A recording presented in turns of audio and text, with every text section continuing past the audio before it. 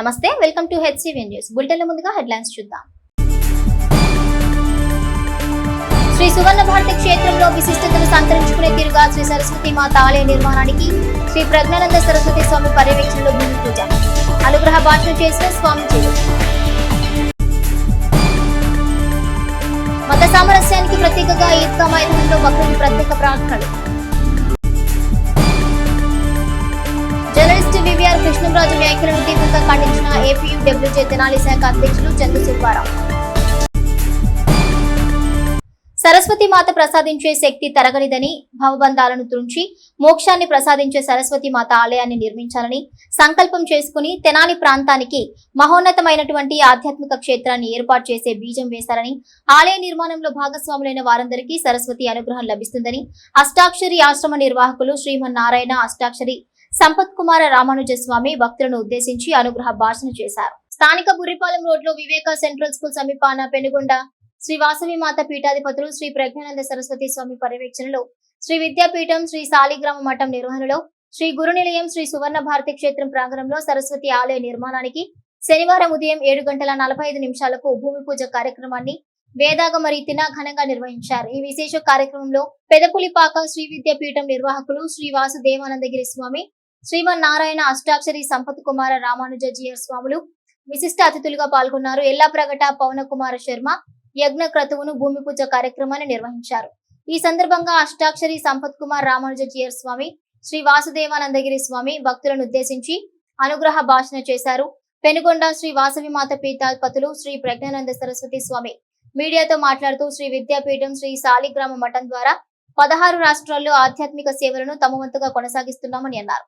శ్రీ సువర్ణ భారతి క్షేత్రం శ్రీ గురు నిలయం నందు 30 సెంట్లు విస్తీర్ణంలో శ్రీ సరస్వతి మాత ఆలయాన్ని భారతదేశంలో ఎక్కడా లేని విధంగా నిర్మించేందుకు సంకల్పం చేశామన్నారు. ఎంతో మంది ఆధ్యాత్మిక సంపన్నులు ఆలయ నిర్మాణంలో భాగస్వాములు కానున్నారని స్వామి తెలిపారు. వివిధ ప్రాంతాల నుండి వచ్చిన స్వామీజీ శిష్యులు, ఆధ్యాత్మిక సేవ తత్పరులు భూమి పూజ కార్యక్రమంలో పాల్గొని తమ భక్తి ప్రపత్తులు చాటుకున్నారు. కార్యక్రమాన్ని శ్రీ సాలిగ్రామ మఠం కార్యవర్గం నంబూరు వెంకట కృష్ణమూర్తి, కొత్త సుబ్రహ్మణ్యం, రాబూరి సుబ్బారావు, గోపు రామకృష్ణ, ఎం రమణయ్య మాతృమండలి సభ్యులు పర్యవేక్షించగా పట్టణంలోని ప్రముఖులు కార్యక్రమంలో పాల్గొన్నారు.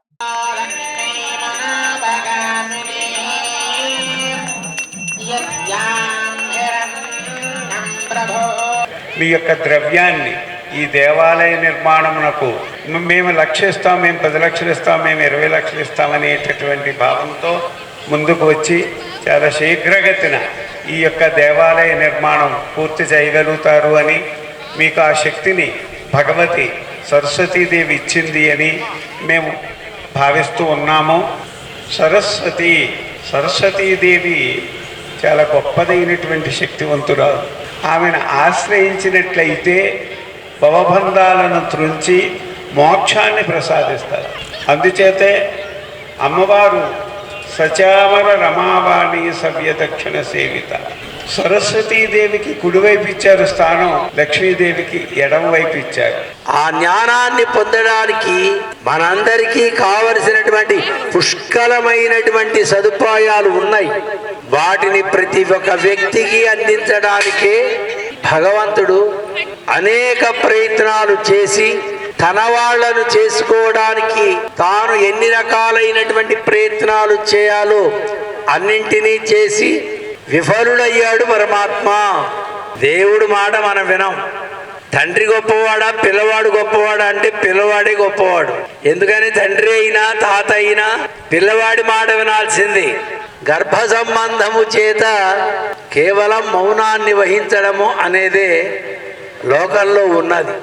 అలానే సకల జగాలను కూడా ఏలే పరమాత్మ మన మీద ఉండేటువంటి వాత్సల్యంతో మనం ఎన్ని రకాల దోషాదులు చేస్తూ ఉన్నా క్షమించడం తప్ప తాను చేయగలిగింది ఇంకొకటి లేదు. భారతదేశంలో ఎక్కడి లేని విధంగా మన తెనాలిలో శ్రీ జ్ఞాన సరస్వతి అమ్మవారి ఆలయ నిర్మాణం చేయాలని సంకల్పం చేసి 30 సెంట్ల భూమిని సేకరణ చేశాము. 30 సెంట్ల భూమి రిజిస్ట్రేషన్ కార్యక్రమాలు కూడా అన్ని పూర్తి చేసుకున్నాము. ఆ కార్యక్రమంలో భాగంగా ఈరోజు ఈ సువర్ణ భారతి క్షేత్రానికి భూమి పూజా కైంకర్యాన్ని చేశాము. ఈ భూమి పూజా కైంకర్యము చాలా విశేషంగా జరిగింది. ఈ ఉత్తరాయణ పుణ్యకాలంలో ఇదే అత్యద్భుతమైన ముహూర్తము. ఈ ముహూర్తాన్ని మించిన ముహూర్తం లేదు. అటువంటి ముహూర్తం అమృతాన్ని జగదాంబిక మనకు విశేషంగా అనుగ్రహించడం జరిగింది. అలాగే ఈరోజు మన ఈ యొక్క సువర్ణ భారతి క్షేత్ర భూమి పూజకి విజయవాడ పెద్దపులిపాక ప్రాంతంలో ఉన్న శ్రీ విజయ రాజరాజేశ్వరి శ్రీ విద్యాపీఠం నుండి వాసుదేవానందగిరి స్వాముల వారు విచ్చేశారు. అలాగే అష్టాక్షరిజీర్ స్వామివారు కూడా విచ్చేసి ఈరోజు స్వామివారి అనుగ్రహ భాషణ చేయటం జరిగింది. అలాగే ఈరోజు ఈ కార్యక్రమాన్ని ప్రారంభం చేయటం వలన మన ఈ క్షేత్రంలో పనులన్నీ ప్రారంభం అవటం జరుగుతుంది. 50 మంది భక్తులు విచ్చేసి ఈ క్షేత్ర నిర్మాణంలో భాగస్వాములై భగవతి యొక్క దివ్య అనుగ్రహాన్ని పొందవలసిందిగా కోరుచున్నాం. హరి ఓం తస్సత్.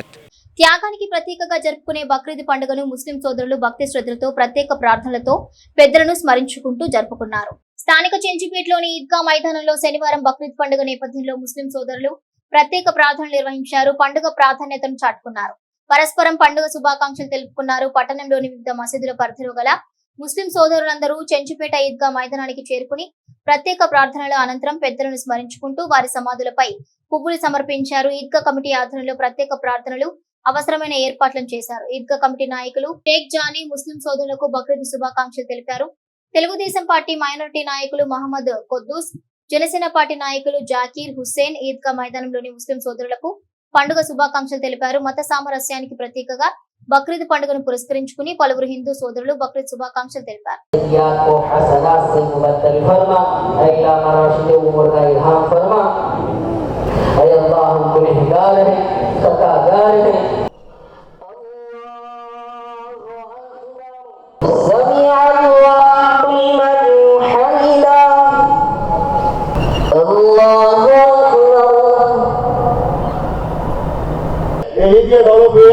फिर अभी भी दोनों हम हमें सबके साथ लेने से को तेनाली एमएलए हो गए, स्टेट मिनिस्टर बने.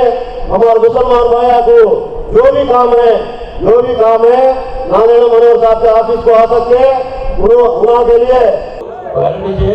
अभी करने का काम है और सब भी हमें कराएंगे, सब भी डेवलपमेंट कर लेंगे.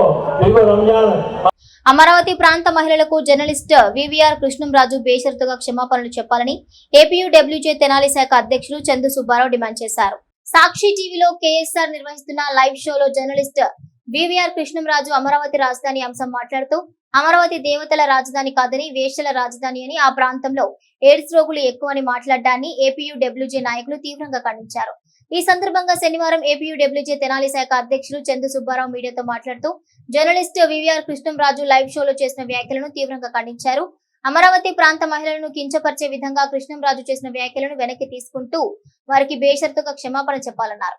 సమాజానికి ఆదర్శంగా ఉండాల్సిన జర్నలిస్ట్ కృష్ణంరాజు ఇటువంటి వ్యాఖ్యలు చేయడం సరైన తీరు కాదన్నారు. సమస్య ఉంటే మీ దగ్గర కలం ఉంది అని, దాని ద్వారా సమస్యను వెలుగులోకి తేవాలి, కానీ మహిళలను కించపరిచే విధంగా వ్యాఖ్యలు చేయడం ఏంటని ప్రశ్నించారు. తక్షణమే అమరావతి మహిళలకు క్షమాపణ చెప్పాలన్నారు.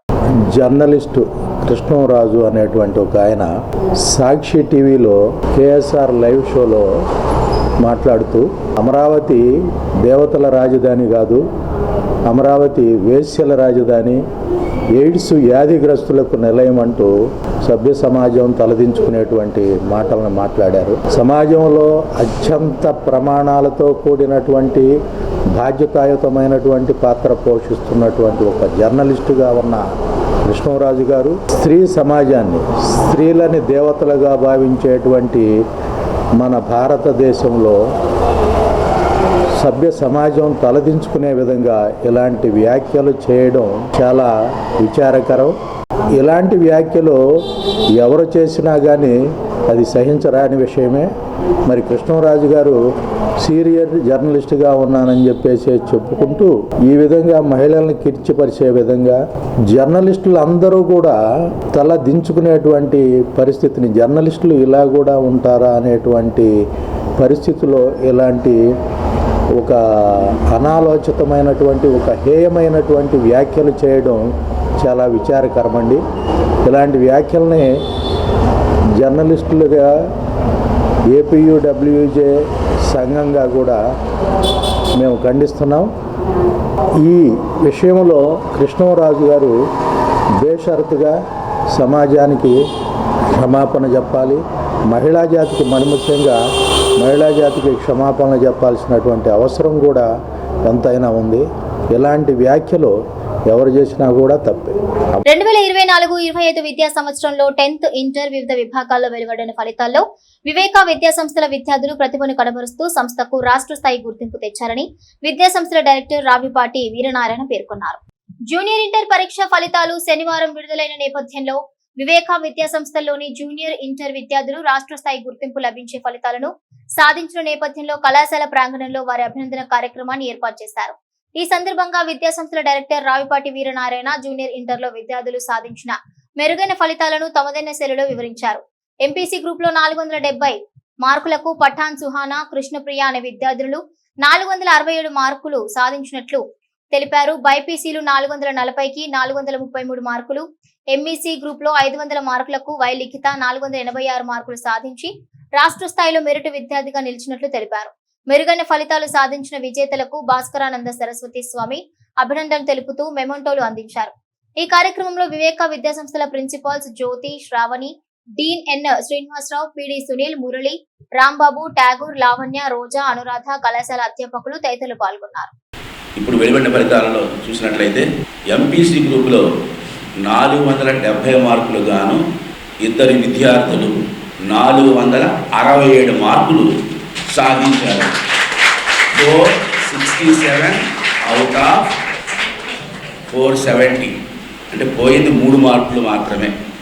అది సాంస్క్రిట్లో 1, 199 మార్కులు, అలా ఇంగ్లీష్లో 100కి 98 మార్కులు. ఈ మాత్రమే పోయి 2 మార్కులు మాత్రమే పోయినాయి ఇక్కడ. ఇలా 467 అవుట్ ఆఫ్ 470. పఠాన్ సుహానా ఆ అమ్మాయి మళ్ళీ 467 మార్క్స్ సాధించింది. మరొక 3 విద్యార్థులు 465 మార్క్స్ సాధించారు. అందులో వేద వర్షిణి అనే అమ్మాయి 465, అలాగే లిఖిత ఆ పాప కూడా 465, అష్రఫ్ అనే అబ్బాయి 465. ఇలా 3 విద్యార్థులు 465 అవుట్ ఆఫ్ 470. అలాగే ఎంఈసీ గ్రూప్లో 500 మార్కులకు గాను లిఖిత వై ఈ పాప 486 మార్క్స్ సాధించింది. రాష్ట్ర స్థాయిలో 3 ఎగ్జామ్స్ జరిగినాయి. 10th class, junior inter, senior inter.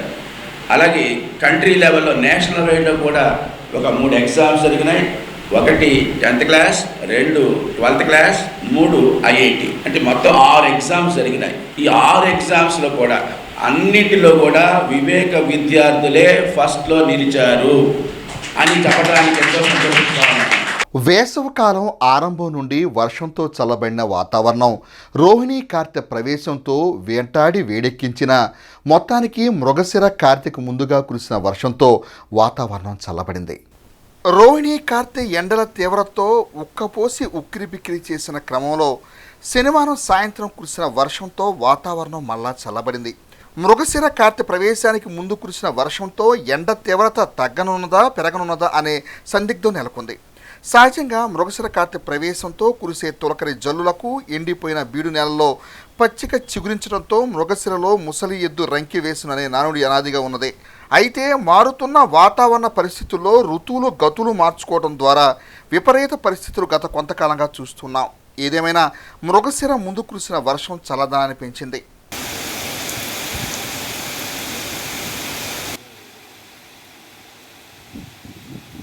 ప్రజాస్వామ్య విలువలను కాలరాస్తూ కొంతమంది నాయకులు, వారిని అమాయలైన పోలీసులు, అధికారులు అనుసరించే విధానం అమానుషమని, అటువంటి విధానాన్ని సమర్థించే తీరు సరైంది కాదని హైకోర్టు న్యాయవాది పెరికర డానియల్ పేర్కొన్నారు. శనివారం అంబేద్కర్ సేవా సంస్థ కార్యాలయంలో ఏర్పాటు చేసిన మీడియా సమావేశంలో హైకోర్టు న్యాయవాది పెరికల డానియల్ మాట్లాడుతూ బలహీన వర్గాలు ఉన్న ఐతానగర్ ప్రాంతాన్ని గంజాయి బ్యాచ్ ప్రాంతంగా కొంతమంది మాట్లాడే విధానం అభ్యంతరకరమని అన్నారు. ఐతానగర్ లో ఆ 3 యువకులను పోలీస్ అధికారులు నడి రోడ్డుపై కొట్టమని ఏ రాజ్యాంగంలో రాసిందో చెప్పాలన్నారు. వారు నేరస్తులైతే అదుపులోకి తీసుకుని కేసు నమోదు చేసి కోర్టుకు హాజరుపరచడం వరకే చట్టం పని అని, న్యాయస్థానంలో వాదోపవాదాల అనంతరం న్యాయమూర్తి శిక్షలు విధిస్తారని గమనించాలన్నారు. తెనాలి ప్రాంతంలో తరచూ ఎదురయ్యే అనేక సమస్యలకు ఎటువంటి పరిష్కారం లేదన్నారు. ఐతానగర్ ఘటనను ఐఏఎస్లు, ఐఆర్ఎస్లు, మేధావులు ప్రశ్నిస్తుంటే కొందరు మాత్రం సమర్థించే విధానం సరికాదన్నారు. ముఖ్యంగా మాజీ ముఖ్యమంత్రి వైఎస్ జగన్ ఐతానగర్ పర్యటన అనంతరం ఉద్దేశపూర్వకంగా కొందరు చేస్తున్న విమర్శలను డానియల్ తప్పుపట్టారు. నాయకులకు అధికారులకు ఎవరికైనా పదవులు శాశ్వతం కాదని విలువలు మాత్రమే శాశ్వతమన్నారు. మీడియా సమావేశంలో మేడిది శాంతిబాబు, వేము రామరాజు, బి నాని, ఎన్ రవి తదితరులు పాల్గొన్నారు. నేరస్తులు అయితే వాళ్ళు ఏం చేయాలండి? పోలీసులు ఏం చేయాలండి? వాళ్ళ మీద ఎఫ్ఐఆర్ నమోదు చేయాలి, ఇన్వెస్టిగేషన్ చేయాలి, ఛార్జ్ షీట్ ఫైల్ చేయండి. ఏదైతే విట్నెస్లు ఉంటాయో కోర్టులో సబ్మిట్ చేయండి. కోర్టులో సబ్మిట్ చేస్తే మేము ఉన్నాం, లాయర్లు ఉన్నాం ఇక్కడ, మేము చూస్తాం అది కరెక్టా కాదా, తప్పుడు కేసు పెట్టారా, ఏం తప్పుడు కేసు పెట్టట్లేదా అంటే పోలీసులు పెట్టిన కేసు మొత్తం కూడా అన్ని కూడా కరెక్ట్గా ఉంటున్నాయా? ఎక్విటల్ లేవా? ఎన్ని ఎక్విటల్స్ ఎందుకు జరుగుతున్నాయి? తప్పుడు కేసులు కూడా పెడుతున్నారు. కాబట్టి ఏదో ఒకటి నేరం చేసేది ఒకడు, పైనుంచి ప్రెషర్ వస్తుంది కాబట్టి ఎవడో ఒకటి తీసుకెళ్లి అరెస్ట్ చేస్తున్నారు, చూపిస్తున్నారు. తెలీదా? జడ్జీలు ఉన్నారు, జడ్జీలు they are the final authority. నేను చెప్పేది వింటారు, అవతల పార్టీ పోలీసులు చెప్పేది వింటారు. అల్టిమేట్లీ వాడు నేరం చేసేడా లేదా అని తెలిసి శిక్షలు వేసే అధికారం జడ్జీలకు మాత్రమే ఉంది. మీరు అధికారుల మీద ఊరంతా చెప్పి అధికారుల మీద కోటింగ్ ఇచ్చే అధికారం మీకు ఎవరు ఇచ్చారండి అసలు? మరి వాళ్ళని అంత పబ్లిక్గా చెప్పి కొడతా ఉంటే మరి వాళ్ళకి ఇక పెళ్లి కావాల్సిన చెల్లెళ్ళు ఉన్నారు, వాళ్ళ పేరెంట్స్ ఉన్నారు, వాళ్ళ తలెత్తులు జరగదు.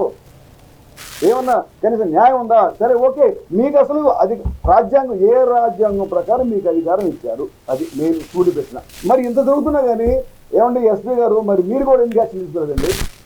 అండ్ ఇక నేను ఒకటి చెప్తున్నానండి, మీరు ఎవరైనా సరే మీరు ఇష్టం వచ్చినట్టుగా మీరు చేస్తూ ఉంటే ప్రభుత్వాలు ఎప్పుడు ఒకే రకంగా ఉండవు. అది గుర్తుపెట్టుకోండి దయచేసి.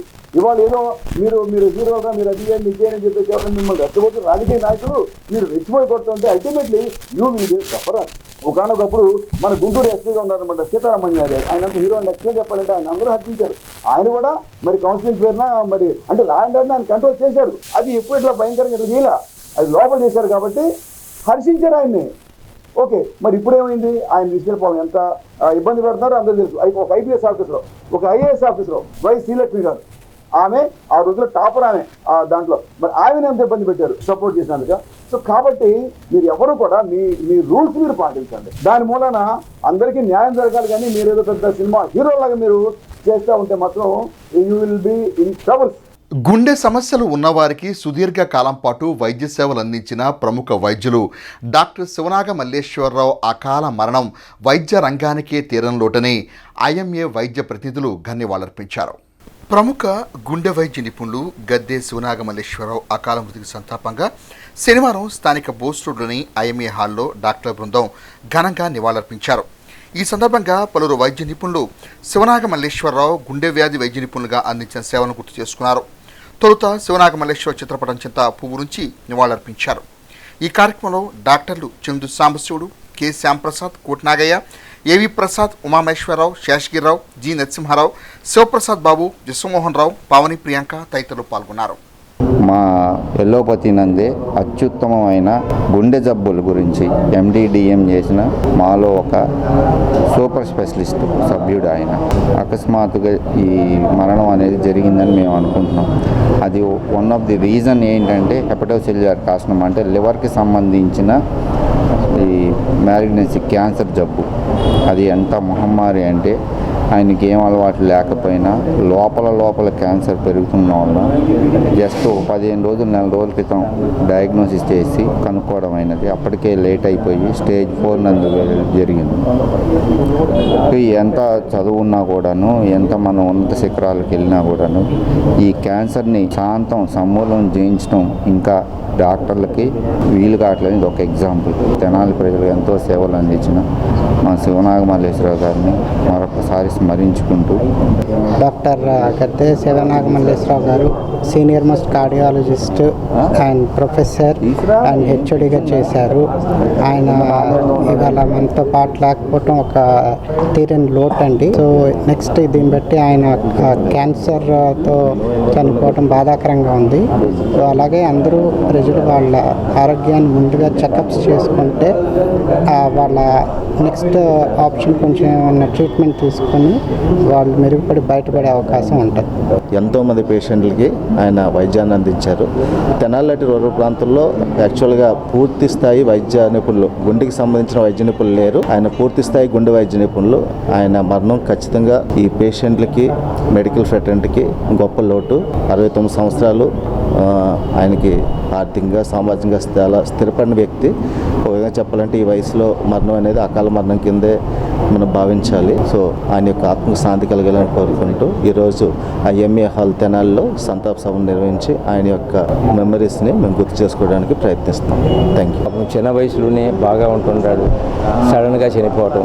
ఇంతకుముందు గుంటూరు, ఖమ్మం, హైదరాబాద్ అన్ని తిరిగాడు, ప్రొఫెసర్గా చేశాడు. ఇక్కడికి చివరి రోజులు ఆయన నేటివ్ ప్లేస్ దగ్గరే, చివరిలో ఇక్కడ తెనాలు రావటం, ఇక్కడ తెనాలు కొంచెం మంచిగా ఉన్న టైంలో చనిపోవడం అనేది చాలా బాధాకరం.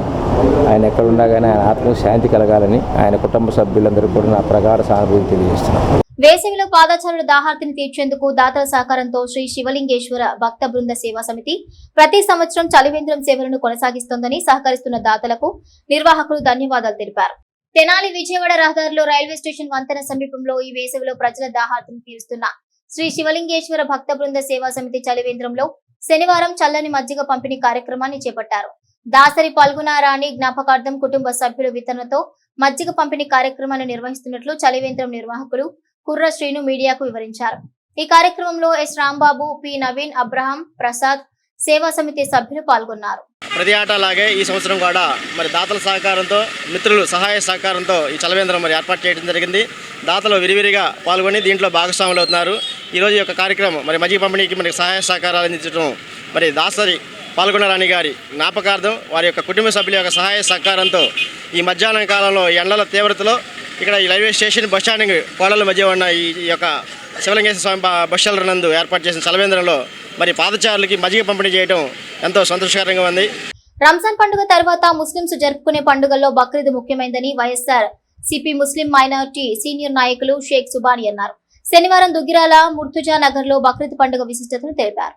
రంజాన్ పండుగ జరిగిపోయిన 2 మాసాల తర్వాత జరుపుకునే ఈ పండుగ గురించి ఒక ఆసక్తికర కథనం ఉందని, సమాజంలో పెరిగిపోతున్న చెడు నుండి ప్రజలందరినీ బయటకు తీసుకురావడానికి, మంచి దారిలో ప్రజలను నడిపించడానికి అల్లా ఈ భూమి మీదకు 80,000 మంది ప్రవక్తలను పంపినట్లు పవిత్ర గ్రంథం ఖురాన్ లో ఉందని, ఆ 80,000 మందిలో ప్రవక్త హజరత్ ఇబ్రహీం కూడా ఒకరని, ఈయన భార్య పేరు హజీరా. హజరత్ ఇబ్రహీం హజీరాలకు చాలా వయసయ్యాక ముసలితనంలో ఒక కొడుకు పుడతాడని, ఆ కొడుకుకు ఇస్మాయిల్ అనే పేరు పెట్టుకుని ఎంతో అల్లారు ముద్దుగా పెంచుతుంటారని, కానీ ఒకరోజు హజరత్ ఇబ్రహీం కి కలలో తన కొడుకు ఇస్మాయిల్ ను అల్లాకు బలి ఇస్తున్నట్లు కనిపిస్తుందన్నారు. ఈ పవిత్ర పర్వదినాన్ని భక్తి శ్రద్ధలతో జరుపుకోవాలని ప్రార్థిస్తూ అందరికీ బక్రీద్ పర్వదిన శుభాకాంక్షలు తెలిపారు. నుండి బక్రీద్ రోజు పొట్టేళ్లను కుర్బానీ ఇవ్వడం తాహత్తు కలిగిన ప్రతి ముస్లిం ఇంట్లో కనబడుతుంది. కుర్బానీ ఇచ్చిన పొట్టేలు మాంసాన్ని అందరికీ పంచి పెడతారు. ఇంకొక ముఖ్యమైన విషయం ఏమిటంటే, ముస్లింలు పవిత్ర యాత్రగా భావించే మక్కా యాత్ర ఇప్పుడే ప్రారంభం అవుతుంది. బక్రీద్ కు కూడా రంజాన్ పండుగల ఈద్గాలలో ప్రత్యేక ప్రార్థనలు నిర్వహిస్తారు. దైవ ప్రవక్త ఇబ్రాహీం గారి త్యాగనిరతిని స్మరించుకుంటూ మనకు కలిగిన దానిని తోటి వారితో కలిసి పంచుకోవాలనే గొప్ప దాతృత్వ భావాన్ని చాటే ఈ పవిత్ర పర్వదినాన్ని భక్తి శ్రద్ధలతో జరుపుకోవాలని ప్రార్థిస్తూ అందరికీ బక్రీద్ పర్వదిన శుభాకాంక్షలు తెలియజేస్తారు. బులెటిన్ ముగించే ముందు హెడ్లైన్స్ మరోసారి. శ్రీ సువర్ణ భారతి క్షేత్రంలో విశిష్టతను సంతరించుకునే తీరుగా శ్రీ సరస్వతి మాత ఆలయ నిర్మాణానికి శ్రీ ప్రజ్ఞానంద సరస్వతి స్వామి పర్యవేక్షణలో భూమి పూజ, అనుగ్రహ భాషణ చేసిన స్వామిజీలు. మత సామరస్యానికి ప్రతీకగా ఈద్గా మైదానంలో బక్రీద్ ప్రత్యేక ప్రార్థనలు. జర్నలిస్ట్ వివిఆర్ కృష్ణంరాజు వ్యాఖ్యలను తీవ్రంగా ఖండించిన ఏపీయూడబ్ల్యూజే తెనాలి శాఖ అధ్యక్షులు చందు సుబ్బారావు. ఇవి bulletin details. Keep watching HCV news.